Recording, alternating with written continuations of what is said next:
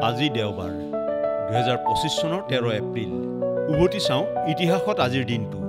স্যামুৱেল বেকেটৰ জন্মদিন 1906 চনৰ 13 এপ্ৰিলত ডাবলিনৰ উপকণ্ঠ ফক্সৰকত জন্ম হৈছিল উদ্ভট নাটকৰ জন্মদাতা হিচাপে পৰিচিত কালজয়ী নাটক ৱেইটিং ফৰ গডৰ স্ৰষ্টা সাহিত্যৰ নোবেলজয়ী আইৰিছ নাট্যকাৰ উপন্যাসিক আৰু কবিজনৰ বীৰেন সিংহৰ জন্মদিন 1951 চনৰ 13 এপ্ৰিলত অবিভক্ত কামৰূপ জিলাৰ ছয়গাঁৱত জন্ম হৈছিল জীৱনৰ প্ৰতিকূলতাৰ বিৰুদ্ধে সংগ্ৰাম কৰি নিজৰ এক সুকীয়া সন্মানজনক পৰিচয় গঢ়িবলৈ সক্ষম হোৱা বহু উল্লেখনীয় ভাস্কৰ্যৰ স্ৰষ্টা যশস্বী চিত্ৰ আৰু ভাস্কৰ্য শিল্পীজনৰ গেৰী কাস্পাৰভৰ জন্মদিন 1963 চনৰ 13 এপ্ৰিলত আজাৰবাইজানৰ বাকুত জন্ম হৈছিল ইতিহাসৰ অন্যতম শ্ৰেষ্ঠ দবা খেলুৱৈ হিচাপে স্বীকৃত প্ৰাক্তন বিশ্ব চেম্পিয়ন তথা ৰাছিয়াৰ কিংবদন্তি দবা গ্ৰেণ্ডমাষ্টাৰ লেখক আৰু ৰাজনৈতিক কৰ্মীজনৰ গুণ্টাৰ গ্ৰাছৰ মৃত্যু 2015 চনৰ 13 এপ্ৰিলত 87 বছৰ বয়সত জাৰ্মানীৰ লুবেকত মৃত্যু হৈছিল সাহিত্যৰ নোবেলজয়ী প্ৰসিদ্ধ জাৰ্মান উপন্যাসিক কবি আৰু নাট্যকাৰজনৰ বলৰাজ সাহানীৰ মৃত্যু 1973 চনৰ 13 এপ্ৰিলত 59 বছৰ বয়সত মুম্বাইত মৃত্যু হৈছিল গৰম হাৱা দো বিঘা জমিন ধৰতি কে লাল আদিৰ উপৰি অসমীয়া চলচ্চিত্ৰ এৰাবাটৰ সুৰত অভিনয় কৰা মঞ্চ আৰু চলচ্চিত্ৰৰ প্ৰসিদ্ধ অভিনেতাজনৰ জালিয়ানৱালাবাগ হত্যাকাণ্ড 1919 চনৰ 13 এপ্ৰিলত ৰাওলাট আইনৰ বিৰুদ্ধে অমৃতসৰত হোৱা শান্তিপূৰ্ণ জনসমাৱেশত জেনেৰেল ডায়াৰৰ নিৰ্দেশত ব্ৰিটিছ সৈন্যই গুলীচালনা কৰাত 400 লোকৰ মৃত্যু হৈছিল এই নৃশংস অত্যাচাৰ ভাৰতৰ স্বাধীনতা সংগ্ৰামৰ অন্যতম শোকাবহ ঘটনা হিচাপে চিহ্নিত হয় ভুৱনেশ্বৰক ৰাজধানী ঘোষণা 1948 চনৰ 13 এপ্ৰিলত বানপানী আৰু অন্যান্য সমস্যাৰ বাবে কটকৰ ঠাইত ভুৱনেশ্বৰক উৰিষ্যাৰ ৰাজধানী হিচাপে ঘোষণা কৰা হয় প্ৰধানমন্ত্ৰী জৱাহৰলাল নেহৰুৱে নতুন পৰিকল্পিত চহৰখনৰ আধাৰশিলা স্থাপন কৰিছিল ওৰাং অভয়াৰণ্যক ৰাষ্ট্ৰীয় উদ্যানৰ স্বীকৃতি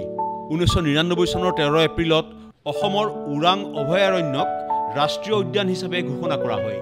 এশিঙীয়া গড়কে ধৰি চহকী জৈৱ বৈচিত্ৰ্যৰ বাবে জনাজাত উদ্যানখন 1985 চনত অভয়াৰণ্য হিচাপে প্ৰতিষ্ঠা কৰা হৈছিল আমেৰিকালৈ প্ৰথম ভাৰতীয় হাতী 1796 চনৰ 13 এপ্ৰিলত আমেৰিকাত উপস্থিত হৈছিল প্ৰথমজনী এছিয়ান হাতী জেকব ক্ৰাউনিনশ্বিল্ড নামৰ বাণিজ্যিক জাহাজৰ কমাণ্ডাৰ এজনে কলিকতাৰ পৰা $450 এটা দুবছৰীয়া মাইকী হাতী পোৱালি ক্ৰয় কৰি জাহাজেৰে আমেৰিকালৈ লৈ গৈছিল বিশ্বৰ সৰ্ববৃহৎ বিমানৰ প্ৰথম উৰণ 2019 চনৰ 13 এপ্ৰিলত কেলিফৰ্ণিয়াৰ মোজাভে মৰুভূমিৰ পৰা বিশ্বৰ সৰ্ববৃহৎ বিমান ষ্টেট্ৰ লঞ্চে প্ৰথম উৰণ সম্পন্ন কৰে air launch to orbit rocket কঢ়িয়াই নিব পৰাকৈ ডিজাইন কৰা হৈছিল ফুটবল খেলপথাৰতকৈ বিশাল উইং স্পেনৰ এই বিমান মেট্ৰপলিটান মিউজিয়াম অৱ আৰ্টৰ প্ৰতিষ্ঠা 1870 চনৰ 13 এপ্ৰিলত নিউয়ৰ্ক চহৰত বিখ্যাত মেট্ৰপলিটান মিউজিয়াম অৱ আৰ্ট আনুষ্ঠানিকভাৱে প্ৰতিষ্ঠা কৰা হয় বিশ্বৰ অন্যতম বৃহৎ কলা সংগ্ৰহালয়টোত বৰ্তমান 20 লাখৰো অধিক শিল্পকৰ্ম সংৰক্ষিত হৈ আছে টাইগাৰ উডছৰ মাষ্টাৰ্ছ টুৰ্ণামেণ্ট জয় 1997 চনৰ 13 এপ্ৰিলত সৰ্বকালৰ অন্যতম শ্ৰেষ্ঠ গল্ফাৰ হিচাপে স্বীকৃত টাইগাৰ উডছে 21 বছৰ বয়সত মাষ্টাৰ্ছ টুৰ্ণামেণ্টত জয়লাভ কৰি এই প্ৰতিযোগিতাত জয়ী হোৱা প্ৰথমজন আফ্ৰিকান আমেৰিকান আৰু কনিষ্ঠতম খেলুৱৈ হিচাপে অভিলেখ সৃষ্টি কৰে দীৰ্ঘতম টেবুল টেনিছ খেল 1979 চনৰ 13 এপ্ৰিলত কেলিফৰ্ণিয়াৰ চেক্ৰেমেণ্টোত অনুষ্ঠিত হৈছিল 101 ঘণ্টা ধৰি অব্যাহত ইতিহাসৰ দীৰ্ঘতম টেবুল টেনিছ খেলখন লেন্স ফিল আৰু মাৰ্ক ৱাৰেন আৰু পিল বেয়াৰ নামৰ খেলুৱৈকেইজনে 9 এপ্ৰিলত আৰম্ভ কৰা ডাবলছ খেলখনৰ মাজত প্ৰতি ঘণ্টাত 5 মিনিটকৈ বিৰতি লৈছিল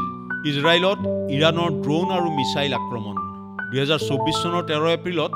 দামাস্কাছত ইজৰাইলৰ আক্ৰমণৰ প্ৰতিশোধ হিচাপে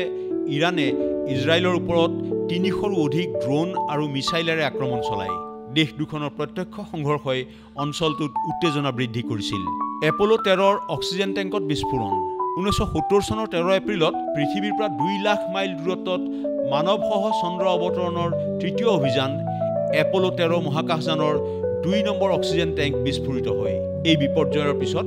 কেউজন মহাকাশচাৰী নিৰাপদে পৃথিৱীলৈ উভতি আহিবলৈ সক্ষম হৈছিল ইনফৰমেশ্যন ডেস্ক দেশ টুডে